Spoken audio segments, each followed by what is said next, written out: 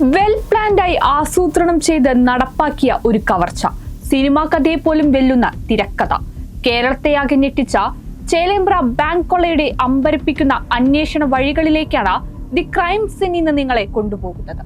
എന്നത്തെയും പോലെ ഒരു ദിവസമായിരുന്നില്ല കേരള പോലീസിനെ സംബന്ധിച്ച് 2007 ഡിസംബർ 31. ഒരു തുമ്പും അവശേഷിക്കാതിരുന്ന വൻ കവർച്ചയുടെ ചുരുളഴിക്കാൻ സംഭവ ബഹുലമായ അന്വേഷണങ്ങളിലേക്ക് വഴി തുറന്ന ദിവസം. ചേലേമ്പ്ര ബാങ്ക് മാനേജറുടെ കോളോടുകൂടിയാണ് തേനിപ്പലം സബ് ഇൻസ്പെക്ടറായിരുന്ന ജോൺസന്റെ അന്നത്തെ ദിവസം ആരംഭിച്ചത്. രാവിലെ ബാങ്ക് തുറന്നപ്പോൾ തറയിൽ നിറയെ പൊടി നിറഞ്ഞു കിടക്കുന്നുവെന്നും അസ്വാഭാവികതയുണ്ടെന്നുമായിരുന്നു അദ്ദേഹം പറഞ്ഞത്. വിവരം സബ് ഇൻസ്പെക്ടർ അന്നത്തെ മലപ്പുറം ജില്ലാ പോലീസ് മേധാവി പി വിജയനെ അറിയിച്ചു. അരമണിക്കൂറിന് ശേഷം ഈ കോളുകൾ വീണ്ടും ആവർത്തിച്ചു. മാനേജറിൽ നിന്ന് അറിയാൻ കഴിഞ്ഞ വിവരം സബ് ഇൻസ്പെക്ടർ SP-യോട് പങ്കുവച്ചു. ബാങ്കിൽ കണ്ട അസ്വാഭാവികത ബാങ്ക് കവർച്ചയുടെ ബാക്കി പത്രമായിരുന്നു. കോടികളുടെ സ്വർണവും പണവും കവർന്ന ചേലേമ്പ്ര ഗ്രാമീണ ബാങ്ക് കവർച്ച. വാർത്ത പറഞ്ഞതോടെ ബാങ്കിന് മുന്നിൽ ആളുകൾ തടിച്ചുകൂടി. 10,000-ത്തിലധികം സാധാരണക്കാർക്കുൾപ്പെടെ ബാങ്കിൽ അക്കൗണ്ട് ഉണ്ടായിരുന്നു. തങ്ങളുടെ കുഞ്ഞു സമ്പാദ്യങ്ങളും സ്വർണ്ണ പണയും ഉൾപ്പെടെ കവർന്നുവെന്നത് അവരെയും ആശങ്കയിലാക്കി. പോലീസ് ഉൾപ്പെടെയുള്ള അധികൃതരെത്തി കണക്ക് തിട്ടപ്പെടുത്തി.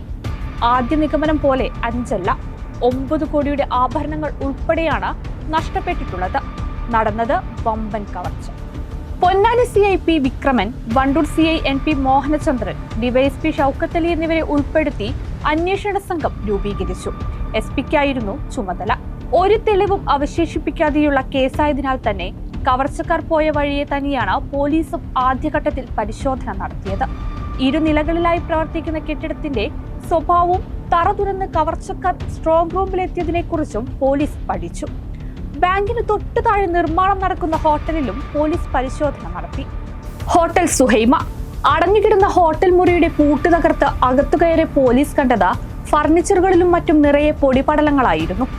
തോട്ട വെച്ച് പൊട്ടിച്ച ശേഷം തറ ഡ്രില്ല് ചെയ്ത് ബാങ്കിന്റെ തറ തുറന്നിട്ടുള്ളത് ഹോട്ടലിനകത്തു നിന്നാണ്. കൃത്യം സ്ട്രോങ് റൂമിന് താഴെ.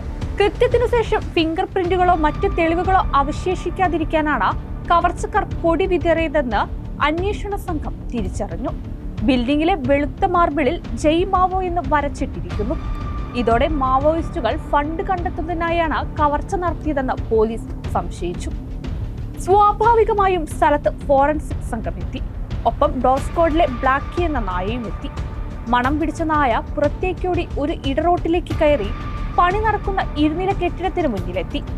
പക്ഷേ കെട്ടിടത്തിനുള്ളിലോ സമീപത്തോ മറ്റു തെളിവുകളൊന്നും കണ്ടെത്താനായില്ല. പിന്നീട് ബാങ്ക് കെട്ടിടത്തിന്റെ ഉടമയെയും ബന്ധുക്കളെയും എല്ലാം അന്വേഷണ സംഘം ചോദ്യം ചെയ്തു. കൂട്ടത്തിൽ താഴെ നിലയിലുള്ള ഹോട്ടൽ ഉടമ മൊയ്തീൻകുട്ടി ഹാജിയെയും. അതാണ് കേസിലെ നിർണായകമായ വഴിത്തിരിവായത്. തനിക്ക് ഹോട്ടൽ നടത്താൻ സാധിക്കാതിരുന്ന സമയത്ത് ബാബു എന്നൊരാൾ തന്നെ സമീപിക്കുകയും പാർട്ട്ണർഷിപ്പായി ഹോട്ടൽ നടത്താൻ താല്പര്യമുണ്ടെന്ന് അറിയിച്ചതായും മൊയ്തീൻകുട്ടി അന്വേഷണ സംഘത്തോട് വെളിപ്പെടുത്തി. എന്നാൽ ആ ഓഫർ താൻ നിരസിച്ചതോടെ കെട്ടിട ഉടമയിൽ നിന്ന് ഡിസംബർ 10 ബാബു കെട്ടിടം വാടകയ്ക്കെടുത്തതായും അദ്ദേഹം അറിയിച്ചു. ഇതോടെ ബാബുവിലേക്ക് അന്വേഷണ സംഘത്തിന്റെ ശ്രദ്ധ തിരിഞ്ഞു. ബാബുവിനെ കുറിച്ച് കൂടുതൽ വിവരങ്ങളൊന്നും ആർക്കും അറിയില്ലായിരുന്നു. നമ്പറോ സ്ഥലമോ തുടങ്ങി ഒരു ഡീറ്റെയിലുകളും അയാളുമായി ബന്ധപ്പെട്ട ആർക്കും അറിയാത്തത് അന്വേഷണ സംഘത്തെ കുഴക്കി. തുടർന്ന് കെട്ടിട ഉടമയോട് ബാബുവിനെ കുറിച്ച് തിരക്കിയതോടെ കൂടുതൽ വിവരങ്ങൾ അന്വേഷണ സംഘത്തിന് ലഭിച്ചു. കുഞ്ഞൂതുകുട്ടി ഹാജിയുടെ സുഹൃത്തിന്റെ മകൻ തന്റെ കൈവശമുള്ള ഷവർമ ഗ്രിൽ ബാബുവിനോട് ഏറ്റെടുക്കാമോ എന്ന് അന്വേഷിച്ചിരുന്നു.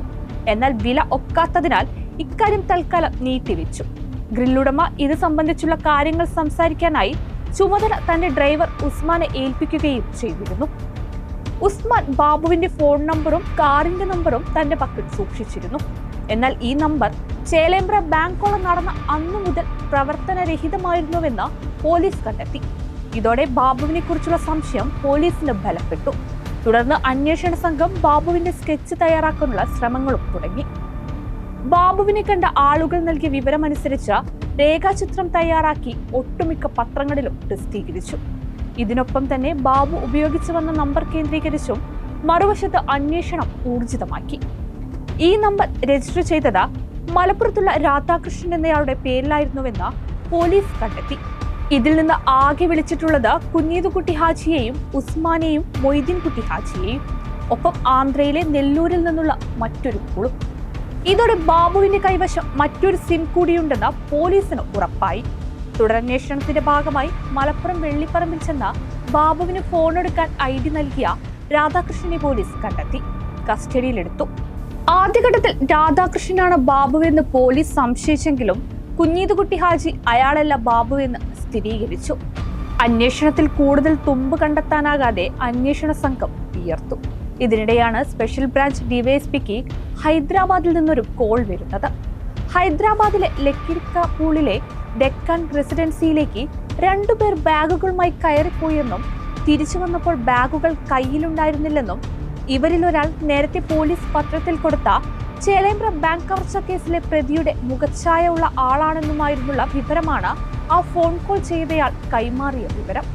ആ കോൾ കേരള പോലീസിനെ ഹൈദരാബാദ് ലക്കിടിക്കപ്പൂളിലെ ഡെക്കാൻ റെസിഡൻസിയിലെ 413 നമ്പർ മുറിയിലേക്ക് എത്തിച്ചു. മുറിക്കുള്ളിലുണ്ടായിരുന്ന 2 എയർ ബാഗുകളിൽ നിന്നായി 53 പാക്കറ്റുകളായി സൂക്ഷിച്ച സ്വർണം പോലീസ് കണ്ടെടുത്തു. ഇതേ ബാഗിനുള്ളിൽ നിന്ന് ഒരു ജയ് മാവോ എന്നെഴുതിയ തെലുങ്ക് പത്രവും പോലീസിന് ലഭിച്ചു. ഒപ്പം ഗ്രാമീണ ബാങ്കിന്റെ ചേളാരി, രാമനാട്ടുകര ബ്രാഞ്ചുകളുടെ താക്കോലും കറുത്ത തൊപ്പിയും ഉണ്ടായിരുന്നു. ഇതോടെ ഈ ബ്രാഞ്ചുകളിലും കവർച്ച നടത്താനാണ് പ്രതികളുടെ അടുത്ത പദ്ധതിയെന്ന് അന്വേഷണ സംഘം സംശയിച്ചു. ജയ് മാവോ എന്നെഴുതി വെച്ചതിലൂടെ പ്രതികൾ അന്വേഷണ സംഘത്തെ തെറ്റിദ്ധരിപ്പിക്കാനാണ് ശ്രമിച്ചതെന്ന് അന്വേഷണ സംഘം മനസ്സിലാക്കിയതോടെ പോലീസ് അന്വേഷണത്തിന്റെ ഗതി തിരിച്ചുവിട്ടു. ഇതിനിടെ ബാബു മോഷ്ടിച്ച സ്വർണത്തിൽ നിന്ന് ഏകദേശം 8 കിലോയോളം സുഹൃത്ത് വഴി തമിഴ്നാട്ടിലെ ഒരാൾക്ക് വിറ്റ് പണമാക്കിയ ശേഷം ഫ്ളാറ്റുകൾ ഉൾപ്പെടെയുള്ള പ്രോപ്പർട്ടികളും വാങ്ങിക്കഴിഞ്ഞിരുന്നു. ബാബുവിന്റെ മറ്റൊരു നമ്പർ ഏതാണെന്ന് കണ്ടെത്താനുള്ള കഠിന പരിശ്രമത്തിലായിരുന്നു പോലീസ്. അങ്ങനെ സംശയം തോന്നിയ 5000 നമ്പറുകൾ വീതിച്ച് പല സിവിൽ പോലീസ് ഉദ്യോഗസ്ഥർക്കായി നൽകി. സന്തോഷ് എന്ന പോലീസുകാരൻ തനിക്ക് കിട്ടിയ നമ്പറുകളിൽ നിന്ന് ഒരു നമ്പറിലേക്ക് വിളിച്ചു. ഇത് യഥാർത്ഥത്തിൽ ബാബുവിന്റേതായിരുന്നു. അയാളുടെ ഒരു വെരിഫിക്കേഷന് വേണ്ടിയാണെന്നും പോലീസ് സ്റ്റേഷനിലേക്ക് വരണമെന്നും സന്തോഷ് അറിയിച്ചു. എന്നാൽ താൻ നാട്ടിലില്ലെന്നും നാട്ടിലെത്തിയാൽ ഉടൻ വരാമെന്നും പറഞ്ഞ് ബാബു ഫോൺ വെച്ചു. ഇതോടെ ആ നമ്പറും ബാബു ഉപേക്ഷിച്ച പുതിയ സിം എടുത്തു. എന്നാൽ അയാൾ ഉപേക്ഷിച്ച ആ സിം സ്വന്തം പേരിലുള്ളതായിരുന്നു. ഈ നമ്പർ ഫോണിന്റെ IMEI നമ്പറും സിം നമ്പറും ഉപയോഗിച്ച് പോലീസ് പ്രതിയെ ഇതിനകം തിരിച്ചറിഞ്ഞു. ബാബു യഥാർത്ഥത്തിൽ ജോസഫ് ആയിരുന്നു. കോട്ടയത്ത് ജനിച്ച് 10ാം ക്ലാസ്സിൽ പഠനം നിർത്തേണ്ടി വന്ന ചെറുപ്പത്തിൽ തന്നെ മാതാപിതാക്കളെ നഷ്ടപ്പെട്ട ജോസഫ്. ക്രിസ്മസ് ആഘോഷിക്കാൻ പടക്കം മോഷ്ടിച്ച് കള്ളനായ ജോസഫ് ഇതിനകം വിവിധയിടങ്ങളിൽ മോഷണം ഉൾപ്പെടെ നിരവധി കുറ്റകൃത്യങ്ങൾ നടത്തി. പോലീസ് ജോസഫിന്റെ എല്ലാ കാര്യങ്ങളും അന്വേഷിച്ചറിഞ്ഞു. ഒടുക്കം ഗർഭിണിയായ ഭാര്യയുമായി കോഴിക്കോട്ടെ സ്വകാര്യ ആശുപത്രിയിലെത്തിയ ബാബു എന്ന ജോസഫ് പോലീസ് പിടിയിലായി.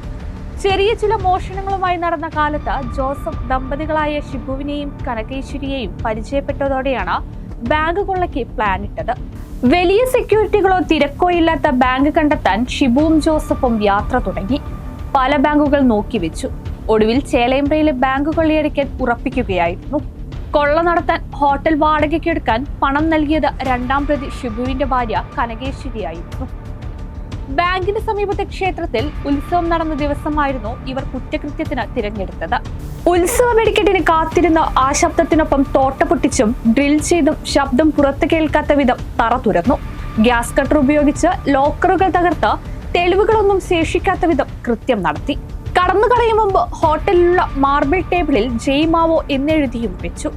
സ്വർണം നിറച്ച 4 ചാക്കുകൾ സെന്റ് കാറിലേക്ക് വെച്ച് അവർ നേരെ പോയത് കോട്ടക്കലിലുള്ള രാധാകൃഷ്ണന്റെ വീട്ടിലേക്കാണ്. കാർ അവിടെ പാർക്ക് ചെയ്ത ജോസഫ് ഭാര്യ അനീറ്റയുടെ വീട്ടിലേക്ക് പോയി. കവർച്ചയിൽ ഇവർക്ക് സ്വർണ്ണാഭരണങ്ങളല്ലാതെ ആകെ ലഭിച്ച പണം 25 ലക്ഷം രൂപയാണ്. ഇത് പ്രതികൾ 2ആയി പകുത്തു. കൊള്ളയ്ക്ക് ഉപയോഗിച്ച എല്ലാ ആയുധങ്ങളും പുഴയിൽ ഉപേക്ഷിച്ചു. എല്ലാം തങ്ങൾ കരുതിയതുപോലെ ശുഭപര്യവസായിയായി എന്ന് പ്രതീക്ഷിച്ച പ്രതികളിലേക്ക് അധികം വൈകാതെ തന്നെ കേരള പോലീസിലെ പുലികൾ എത്തിയത് പ്രതികളെ അമ്പരപ്പിച്ചുകൊണ്ടായിരുന്നു. ബാബു പിടിയിലായതിന് പിന്നാലെ കേസിലെ മറ്റു 3 പ്രതികളും പിടിയിലായി. വിറ്റഴിച്ച സ്വർണമൊഴിച്ച് 80% സ്വർണവും പോലീസ് വീണ്ടെടുത്തു. പിന്നീട് വിറ്റഴിച്ച സ്വർണവും സ്വർണം വിറ്റുകിട്ടിയ പണം കൊണ്ട് വാങ്ങിക്കൂട്ടിയ പ്രോപ്പർട്ടികളും പോലീസ് പിടിച്ചെടുത്തു.